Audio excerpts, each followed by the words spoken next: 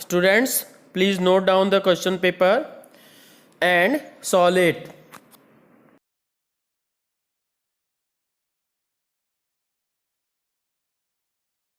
Students, in this session we will discuss about the solution as well as marking scheme of practice test of heat chapter. Is that clear? Now let us see. First question is question number 1 का fill in blanks. A का क्या होगा? Dash is used to measure the hotness or coldness of our body. क्या use किया जाता है? That is answer will be thermometer. Thermometer. ठीक. अब next है the normal temperature of human body is dash degree Celsius. That is 37 degree Celsius. And C is dash is SI unit of temperature. बच्चों ये ध्यान रखिएगा, SI temperature क्या है? Kelvin है, डिग्री सेल्सियस नहीं है. अक्सर बच्चे कंफ्यूज करेंगे केल्विन के और इसको KELVIN. ठीक. और फिर dash prevents mercury level from falling on its own. अपने आप किस चीज में? In the thermometer. कौन से थर्मोमीटर में? Clinical thermometer. तो क्लिनिकल थर्मोमीटर में क्या चीज होती है जो कि मर्क्यूरी लेवल को बैक फ्लो करने से रोकती है? That is kink. KINK. Kink, जो मोड़ होता है उसके अंदर. And next and is dash surface absorb more heat. क्या है? डार्क सरफेस कर सकते हो और ब्लैक सरफेस कर सकते हो. दोनों चीजें, दोनों ही सही माने जाएंगे. ठीक है. अब देखिए, इसमें अगर ये सही है इस पे भी 1 मार्क्स, अगर ये सही है तो इस पे सभी पे 1-1 मार्क्स है. ठीक है. तो ये आप इसके अकॉर्डिंग चेक कर लीजिए. ठीक. Now let us see the second question. It is the match the following. देखिए, इंसुलेटर्स क्या है? देखिए, फूड, प्लास्टिक एंड ये ETC. That is G. Food, plastic, ETC. ठीक. नेक्स्ट है थर्मोमीटर. थर्मोमीटर में ए हो जाएगा a device to measure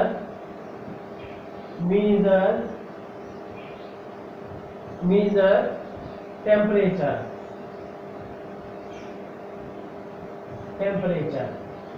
next है सी ब्रीज. सी ब्रीज कब चलती है? दिन के समय. ठीक है. Sea breeze day time. Next है कंडक्शन. कंडक्शन क्या है? ये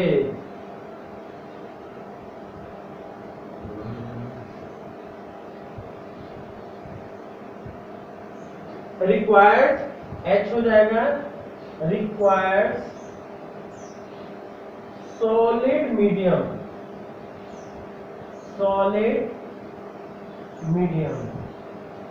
ठीक. रेडिएशन क्या है? Radiation requires no medium. Requires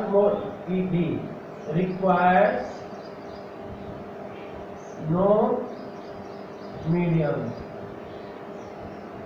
next है dark coloured surfaces. Dark coloured surfaces क्या है? Are good absorbers of heat. J point. Good absorber of heat. Heat के गुड एब्जॉर्बर है. Light surfaces are poor absorbers of heat, that is P, poor absorbers of heat. Next है land breeze at night time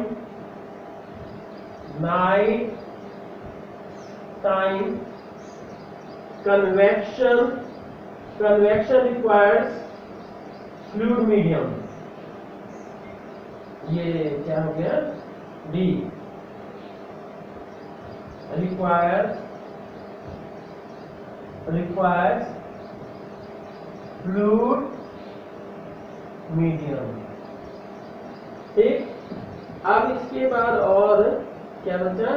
conductors. You know very well conductors, that is I में हो गया metals. ठीक, तो अब यहाँ student सब क्या है, जो पेयर सही है उसके लिए 1 मार्क मिलेगा, जो पेयर गलत है उसका खत्म मैटर. Is that clear? ईमानदारी से करिएगा. अब देखिए क्वेश्चन नंबर 3 है, each 2 marks. Is that clear? हर एक करेक्ट आंसर के लिए 2 मार्क्स होंगे. अब ये है ice block. First is ice blocks are kept in jute sacks or powder to avoid melting.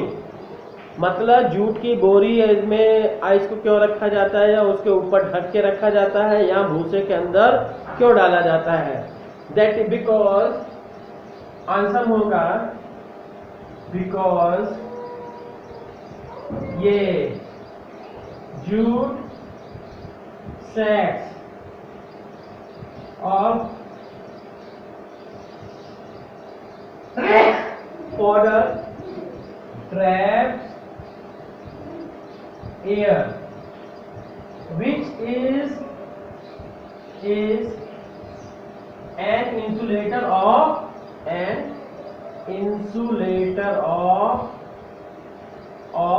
heat. ठीक, सो तब क्या बचाएगा? ये इंसुलेटर है हीट का, तो इसलिए बचा के रखा जाता है. अब बच्चों सुनिए, इस पूरे आंसर में अगर आपने ये 2 वर्ड लिखे ट्रैप्स एयर, अगर है मतलब किसी भी तरह से एयर रोकता है, अगर ऐसा वर्ड या उसका मीनिंग ऐसा निकल रहा है, तब इस पे 1 नंबर मिलेगा. और इंसुलेटर ऑफ हीट है तो 1 नंबर. तो टोटल मिला के क्या हो गया? 1 + 1 दैट इज 2 मार्क्स. अदरवाइज इसके अलावा कुछ भी लिखा है आलतू फालतू तो बेकार. ठीक है, या ये क्या है? नहीं, कन्वेक्शन तो नहीं, हम कहेंगे कन्वेक्शन भी कर सकते हैं. अगर मान लीजिए ड्यू टू कन्वेक्शन, कोई स्टूडेंट क्या ड्यू टू कन्वेक्शन कर दिया है. ठीक, सॉरी कन्वेक्शन नहीं, कंडक्शन. ड्यू टू अवॉइड, ये ऐसे कर सकते हो, to avoid conduction of heat. ठीक, ये भी अगर है तो बच्चों ये जान लीजिए सही आंसर है. ठीक है, अगर इतना भी लिखा है to avoid conduction of heat, तो यहाँ कंडक्शन के स्थान पे क्या कर सकते हैं? Transfer of heat. देखिए, या तो ये लिखा है, सही आंसर ये होगा, या तो अगर ये बच्चे ने लिखा है या इसके स्थान पे ये भी लिख दिया है. ठीक, तीनों में से कोई भी होगा तो मान के चलिए 1 ही नंबर मिलेगा, 1 मार्क. फुल मार्क्स के लायक वो आंसर नहीं होगा. ठीक है, नेक्स्ट क्वेश्चन है कि ventilators are important in houses. तो क्या आंसर क्या हो जाएगा?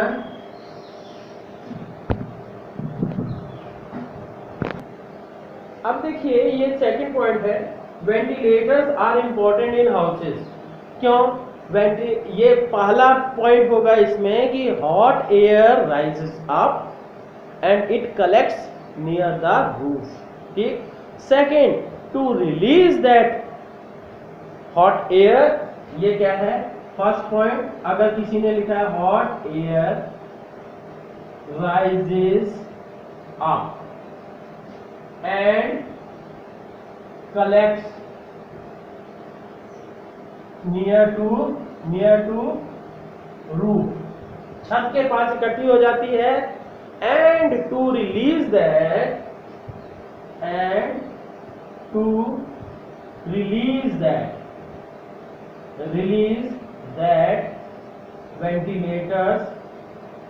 ventilators are required।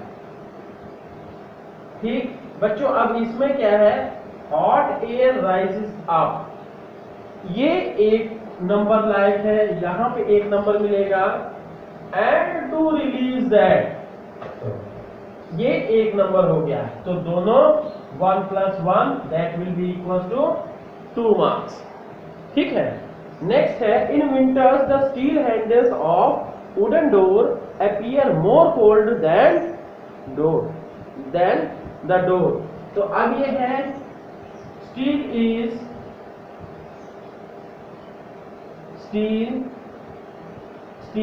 Is good conductor of heat. ठीक, उसको छुओगे ठंडा भी जल्दी लगेगा, गर्म भी जल्दी होगा। ठीक है, तो अब ये है, and wood is insulator letter. So हो गया आंसर। अगर स्टील गुड कंडक्टर लिखा है किसी ने 1 नंबर, वुड जो है इंसुलेटर है ये 2 नंबर, सॉरी 2 नहीं 1 नंबर, इसका 1 और इसका 1 मिला के 1 + 1 = 2। Is that clear? तो अब यहां से क्या है, इसके अलावा कुछ भी लिखे, कुछ भी मतलब मीनिंग सही अगर निकलता है तो ऐसा ही निकलता है तब तो ठीक है, अदरवाइज गलत है। ठीक, नेक्स्ट है, stainless steel pans are usually provided with copper bottom. ठीक, तो अब ये है,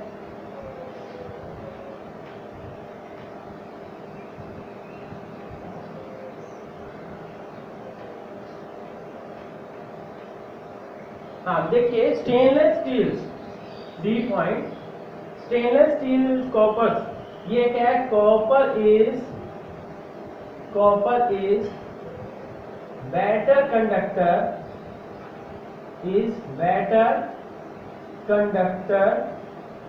ऑफ हीट देन स्टील। ठीक, स्टील से बेटर कंडक्टर है। अब दूसरी बात हम कह रहे हैं कि for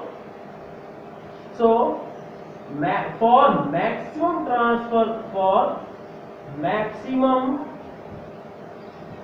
transfer of heat to the container. ठीक, आप सुनिए, इसमें क्या है, पहली चीज, copper is better conductor of heat than steel, ये स्टेटमेंट होनी चाहिए, तभी 1 नंबर मिलेगा। दूसरी चीज कि for maximum transfer of heat, इस पे भी 1 नंबर मिलेगा। ठीक, तो कुल मिला के 1 + 1 दैट इज 2 मार्क्स। 2 नंबर का ये हो गया। ठीक है, अब देखिए बच्चों, ये क्वेश्चन नंबर 4 क्या है, सिमिलरिटीज। दोनों लेबोरेटरी और क्लिनिकल थर्मोमीटर में सिमिलरिटीज क्या है। पहली चीज आप बोलिएगा कोई भी कि both are made up of glass, first thing, both are made of glass, and 2 number both have bulb, and third क्या है, ये both measure in temperature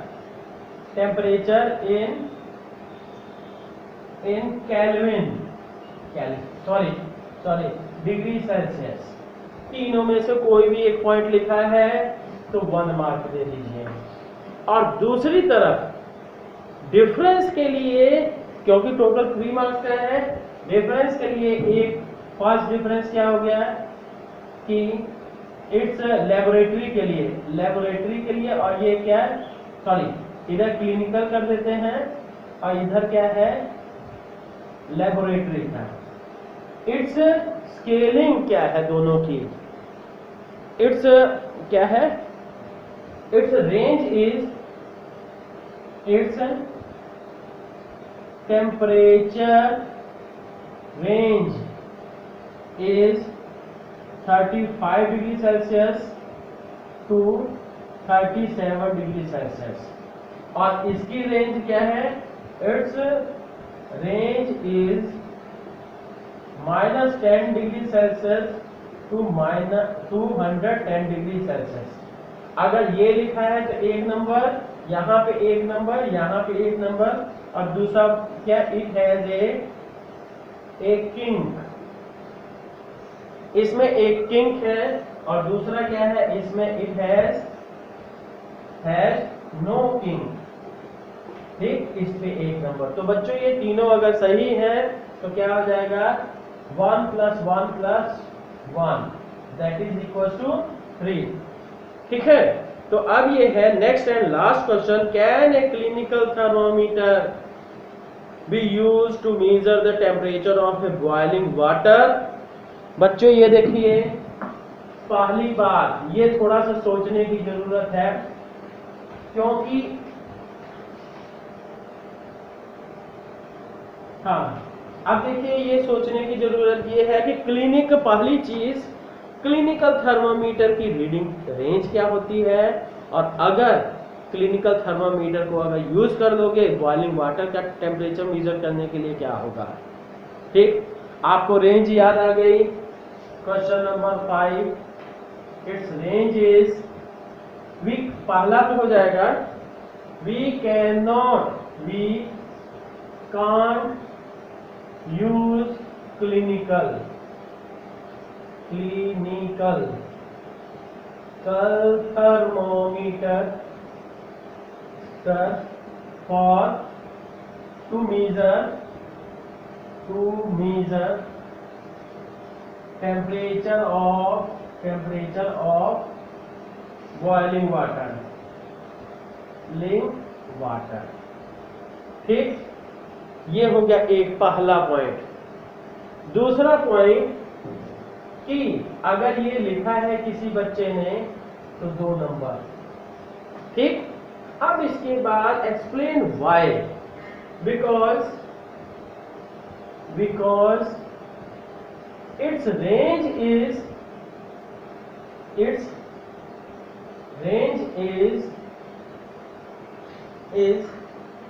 35 degree Celsius to 30, sorry, its range is 35 degree Celsius to 30 to 42 degree Celsius। ठीक है, तो अब क्या करेंगे, जी, 35 degree Celsius से 42 डिग्री सेल्सियस हो गया। अब इसके बाद क्या है कि एक तो इस पे हो गया एक नंबर, और एक नंबर क्या है, सॉरी, तो इस पे एक नंबर हो गया। दूसरा नंबर क्या होगा, but boiling water has 100 degree Celsius, so clinical thermometer will break, will and may break, जरूरी नहीं है कि टूट ही जाए, पर क्या है मैक्सिमम चांसेस रहेंगे टूटने के। ठीक है, तो बच्चों ये है, थोड़ा सा करेक्ट कर लीजिएगा। 35 डिग्री सेल्सियस 42, मुझे लगता है कि उधर क्लिनिकल और थर्मो उसमें मैंने शायद 35 से 37 लिखवा दिया होगा, तो अगर ऐसी मिस्टेक हुई होगी तो आप करेक्ट कर लीजिएगा। ठीक है, ओके, थैंक यू।